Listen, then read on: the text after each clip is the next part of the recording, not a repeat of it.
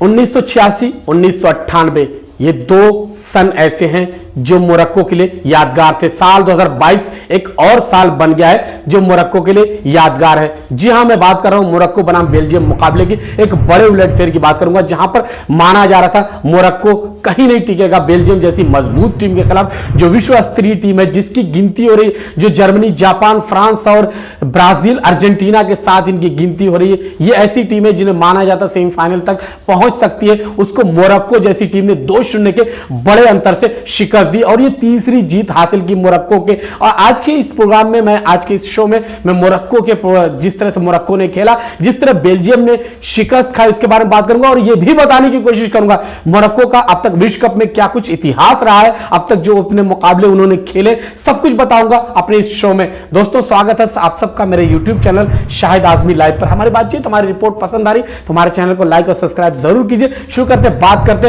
ये 17वां विश्व कप में मुकाबला था मोरक्को का। इससे पहले 16 विश्व कप में मुकाबले खेल चुकी मोरक्को की टीम ने और सिर्फ 2 ही मैच में उससे जीत मिली है। दोनों जो मुकाबले उसने जीते कोई छोटी टीम के खिलाफ नहीं जीते और कुछ छोटे मार्जिन से नहीं जीते हैं। और यह भी मैच जो जीता है वो भी कोई छोटे मोटे 1-0 से या इससे नहीं जीता, बल्कि 2-0 के बड़े अंतर से जीता। आपको पहले बताऊं, आज के मैच के बारे में बताना चाहूंगा। जो मैच खेला गया जहां पर मोरक्को ने जीत हासिल की, पहला हाफ शुरू होता है, मोरक्को एक रणनीति के साथ उतरती है, वहीं पर बेल्जियम जिस तरह से उसकी ख्याति, जिस तरह से उसका पहचान है, वो शुरू से अटैक करती है और लगातार मोरक्को के गोल पोस्ट पे अटैक करने की कोशिश करती है। लेकिन देखा गया मोरक्को ने जबरदस्त डिफेंस किया। उसके बाद जब उसने रणनीति में कुछ बदलाव किया और देखा गया मैच का जो पहला हाफ खत्म होने से पहले मोरक्को ने जबरदस्त हमला किया और इस हमले का फायदा उन्हें हासिल हुआ कि गोल पोस्ट में गेंद को जाकर टकरा गई। हालांकि उस गोल को अमान्य करार दे दिया गया क्योंकि मोरक्को का जो एक खिलाड़ी था वो ऑफ साइड था, इससे गोल को माना नहीं गया। लेकिन उसके बाद जब दूसरा हाफ शुरू होता है वहां पे मोरक्को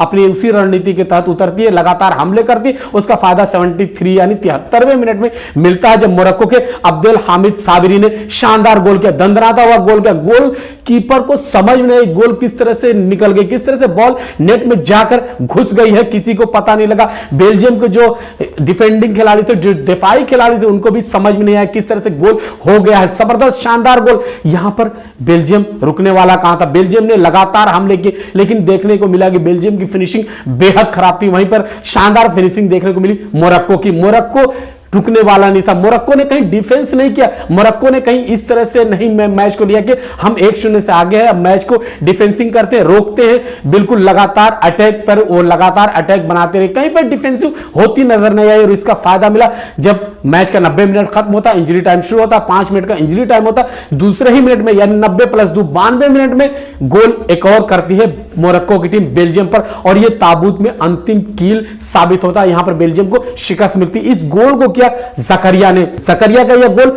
इस तरह से गोल में जाता है, बिल्कुल शानदार गोल, किसी को समझ में नहीं आता। एक ऐसा गोल जिसके बारे में तारीफ करने के लिए शब्द नहीं, एक शानदार, बेहद शानदार गोल था। इस गोल ने 2-0 से मोरक्को को आगे कर दिया। इसके माने क्या है, इस जीत के मतलब क्या है, इसके बारे में थोड़ा सा बताऊं, उसके बाद उनके इतिहास पे चलूंगा। जो बड़ी टीमें हैं, जो बड़ी टीमें जिस तरह से सऊदी अरब से हार गई, अर्जेंटीना हार गई, जापान से जर्मनी हार गई, इसमें एक चीज और समझ में आती है, जो बड़ी टीमें हैं, जो इस तरह की टीमें जिसके बारे में छोटी टीम कहा जाता है, उनसे उनका मुकाबला कम होता। उन टीमों को ज्यादा, जो विपक्षी टीम उनको पढ़ नहीं पाते, उनको ज्यादा देख नहीं पाते, उनके खिलाफ ज्यादा खेले नहीं होते। यह भी फर्क पड़ सकता है, या तो टीम हल्के में लेती है, यह भी एक फर्क पड़ सकता है जिस वजह से बड़ी टीमें इन टीमों से हार रही हैं। इस मैच में भी देखने को मिला मोरक्को ने एक विश्व स्तरीय खेल का प्रदर्शन किया और यह जता दिया कि कतर 2022 विश्व कप में जिस तरह से उलटफेर का दौर जारी, वो अभी और आगे जारी रह सकता है। कौन सी टीम आगे बढ़ेगी, कौन सी टीम अंतिम 16 में पहुंचेगी, कौन क्वार्टर फाइनल सेमीफाइनल पहुंचेगी,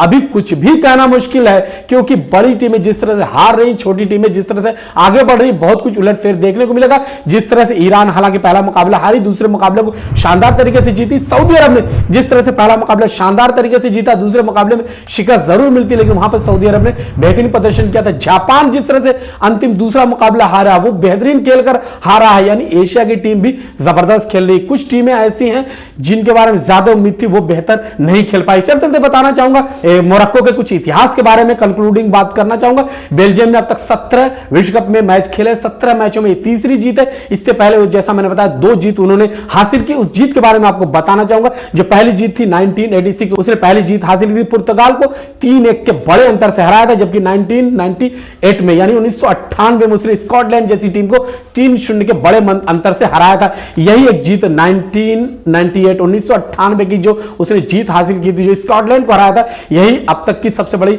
मोरक्को की विश्व कप में जीत है। सबसे जो बड़ी हार की बात करें तो ब्राजील के खिलाफ वो हार मिली है, 3-0 से बड़े अंतर से ये शिकस्त मिली है। लेकिन अब तक जो मुकाबले उन्होंने खेले, जो जीत हासिल की वो बहुत ही शानदार, 3 ही जीत हासिल की, लेकिन ये जीत उनके लिए बड़ी जीत है। हालांकि तीनों जो मैच जीते वो कोई छोटी टीम के खिलाफ नहीं जीते। जो पहली जीत हासिल की, जैसा मैंने बताया, पुर्तगाल के खिलाफ जीता, स्कॉटलैंड को हराया, यहां पर तीनों जीतें माने रखती है। अब मोरक्को को देखना होगा अगला मुकाबला किस तरह खेलती, कौन सी टीम सुपर जो अंतिम 16 में पहुंचती, इसके बारे में लगातार हम आपको अपडेट देते रहेंगे। चलते आपको बता दें, जो 17 मैच अब तक खेले, 17 मैचों में 5 मुकाबले ऐसे थे जो 5 मैच ड्रॉ पर समाप्त हुए, 9 मैचों में शिकस्त का सामना करना पड़ा है।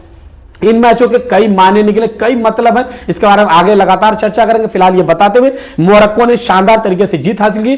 3 जून 1970 को विश्व कप में पदार्पण करने वाली टीम जो जर्मनी के खिलाफ पहला मैच खेलती, वहां पर शिकस्त मिलती है। उसके बाद से वो लगातार आगे बढ़ती, कई मैच खेलती। 1970 के बाद 1986, 1994, 1998, 2018, उसके बाद 2022, ये छठा विश्व कप खेलती। 3 मैच उसने जीते हैं। आगे अब देखना किस तरह की राह होती, लेकिन फिलहाल ये बताते हुए पूरा मोरक्को खुशी से झूम उठा। पूरे मोरक्को में खुशी मनाई जा रही, जिस तरह सऊदी अरब में को देखा हमने जीतते हुए, खुशी मनाते हुए देखा, जापान को खुशी मनाते हुए देखा, कुछ ऐसा ही हाल हमने मोरक्को में इस वक्त शुरू हो चुका। वहां पर खुशियां मनाई जा रही है बड़ी जीत के लिए। इसी के साथ मुझे शाहिद आजमी को यह कहते हुए अनुमति दीजिए। हमारी बातचीत, हमारी रिपोर्ट आपको पसंद आ रही तो हमारे चैनल को लाइक और सब्सक्राइब जरूर कीजिए। बहुत बहुत शुक्रिया, धन्यवाद।